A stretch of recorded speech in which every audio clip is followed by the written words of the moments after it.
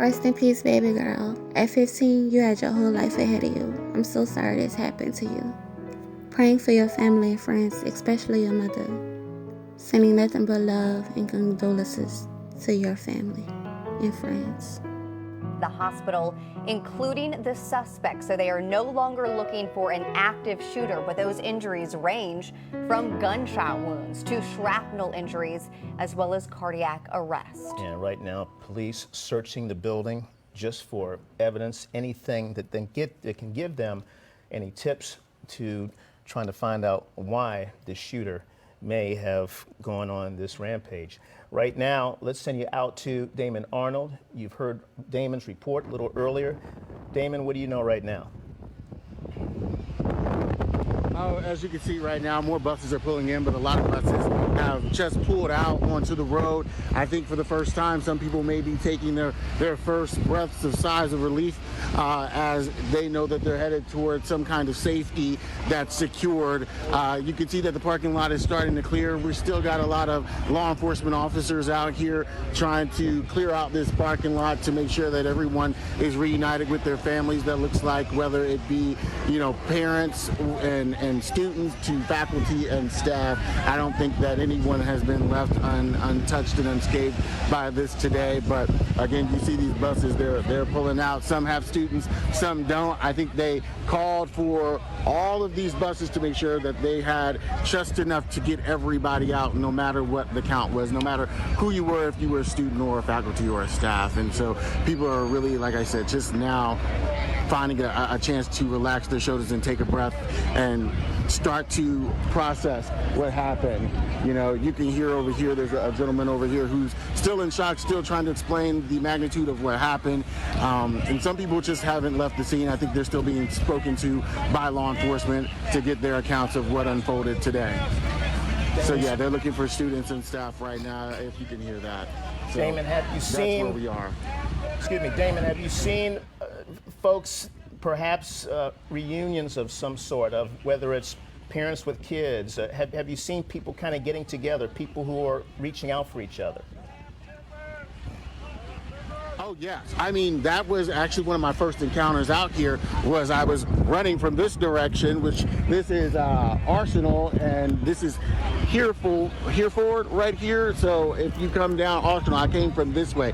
As I was running back this way, I was running with a dad, and I didn't know he was a dad. I just happened to be running behind him, trying to get up here as quickly as possible, and just so happened that he ran right into his daughter, and she was in shambles. I mean, in tears as expected. And so, I mean, I keep reoccurring and re-encountering those situations of people finding their loved ones. Thankfully, that is the case for some people, that they're able to find their loved ones and be reunited. But it takes its toll on you out here. I mean, it's heavy. It's heavy emotions, it's heavy feelings to process just from being behind the camera. But I can only imagine what these parents and faculties and friends are going through. I mean, you can see here that they're hugging and just being thankful that they can do so right now. Yeah, you see so many people on the phone there, obviously trying to get in touch with their loved ones, let them know that they're okay or what happened or where they're going to plan to meet. I also want to mention that police are asking the public to avoid the area of South Kings Highway from southwest. We believe that we have the one suspect recovered and that no one else is at immediate risk at this time, and officers are currently working and processing the scene and going to work to prepare their report for this incident. Chief, what can you tell us about the suspect? His age, his connection to the school? Sure. The suspect appears to be about 20 years of age. We haven't positively identified him yet, and that will then lead to any relationship to a person or the school itself. Can we hold the questions until the end? We have a few other people that need to speak. We'll take questions at the end. Dr. Isom. So I just want to say our hearts go out to the victims of this tragedy, certainly those who have lost loved ones. But as the chief has said, this is a community tragedy. All of us are impacted by horrific incidents like this. We will continue to work with the school, with the family members, to complete the investigation and help with the recovery from this trauma. We know that many people will never recover but we will try to assist them as they deal with their grief. So I do want to thank the officers for their response. I was here very quickly, and they engaged the suspect, thankfully, immediately. And so I do believe that their quick actions saved lives. So thank you to the police department, and we will continue to work to follow up and get more information about why and how this happened. So thank you. We have George Sells from St. Louis Public Schools. Hi. Obviously, our prayers also to the families right now. Dr. Adams is not here because he's meeting with families right now. Dr. Adams, right here. Dr. Adams, step right up. He was not here a few minutes ago. Dr. Adams, Superintendent. Good morning. Obviously today is a tragedy. 700 students were impacted by what occurred here. The police department was on the spot, our security team as well, as we're working aggressively to try to find out what occurred and to make sure that this does not happen again. I'm really pleased that the faculty and staff rallied around getting students out of the building as quickly as possible. The building right now is a crime scene, and obviously we'll be working with families to give them the materials that are left in the building and also to reopen the building as soon as possible. I want to thank the police department and all of those parties that came to the table to support the 700 students in this building. So thank you very much. Mayor Jones will be speaking.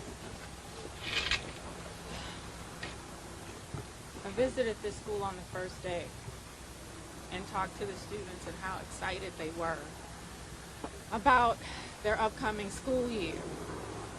They were bright-eyed, bushy-tailed. We laughed, we sang, we danced. And now to be here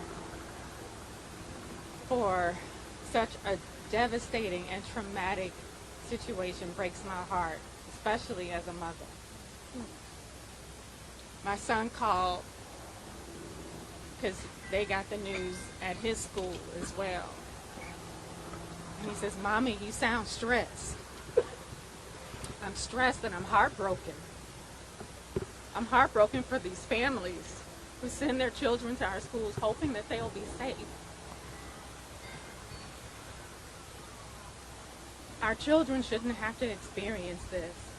They shouldn't have to go through active shooter drills in case something happens. And unfortunately, that happened today. I also want to thank our first responders who ran in and made sure our babies were safe and took care of the situation sooner rather than later. And I'm sure that everyone involved is going to have to deal with the trauma that will reverberate across our community in the days and the months to come. This is just so unfair. It's so unfair. My heart and prayers go out to the families again.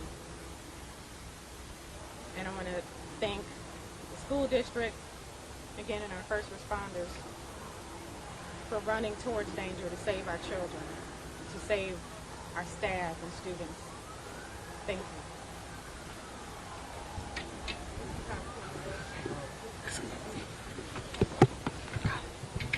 So today is one of those days that we pray never happens across this country, but parents wake up every day in this community praying that it's not their school, it's not their child, it's not the situation of our community. Well, today was one of those days. We want to thank, again, our first responders, but we also want to thank those teachers and school staff and administrators that were in place and moving and ready. Those that were there to support the students and those that are there right now with the students. Our office would like to make sure that families know that we are standing with you, that our phone lines are open. If you don't know who to talk to, you can call our office.